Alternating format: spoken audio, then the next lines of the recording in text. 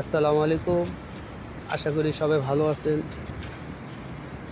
সকালবেলা ছাদ বাগানের পরিবেশ, গাছের পানি দেব, তাই উদ্দেশ্য হলো, তাই এই জন্য আসলাম।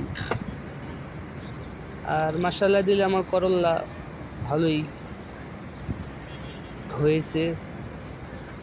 আমি চাচ্ছি আপনাদেরকে দেখাবো। আমি সবসময় দেখাই আপনাদেরকে, আর আপনাদের উদ্দেশ্যে আমি ভিডিও বানাই দেখানোর জন্য আপনাদেরকে। টাটকা করল্লা খুবই সুন্দর, রোদে ঝলমল করছে। আসলে আমার মনটা আজকে ভালো না, কারণ আমি ছাদ বাগানে করল্লা বাগান করেছি।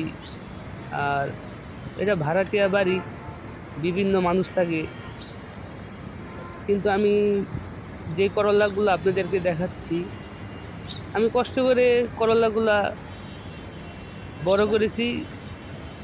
ছাদ তো সবারই অধিকার, কিন্তু আমার এই করল্লাগুলা ভিডিওতে যা দেখাচ্ছি, মানে প্রায় 7-8টা করল্লা ছিঁড়ে নিয়ে গেছে। কে নিয়ে এসে, বা বাচ্চারা নিছে না বড়রা নিছে, তা তো আমি বলতে পারতাছি না, কিন্তু আমার মনটা খারাপ। আসলে আমি এত মেহনত করি গাছের জন্য, আমি গাছের জন্য, কিন্তু আমার কষ্ট বিফলে যাচ্ছে। ওই করল্লা সবই নিয়ে যাচ্ছে, না বলে, না জিজ্ঞেস করে। আর আমি এই করল্লা গাছ সাধারণত আমি বাজার থেকে করল্লা কিনে আনছিলাম খাওয়ার জন্য।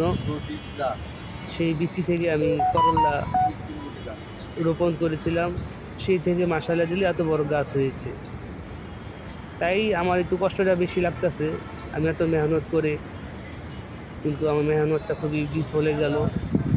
মনটা খারাপ, কিন্তু কারো জিনিস কেউ খেতে হলে বলতে হয়, না বলে, না জিজ্ঞেস করে নেওয়াটা ঠিক না।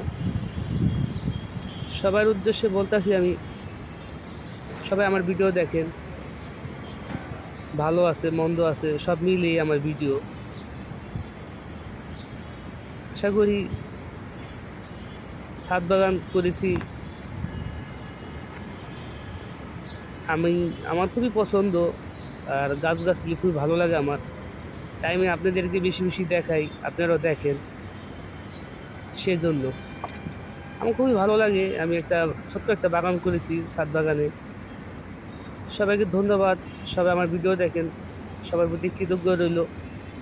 সবাই ভালো থাকবেন, সুস্থ থাকবেন। আসসালামু আলাইকুম।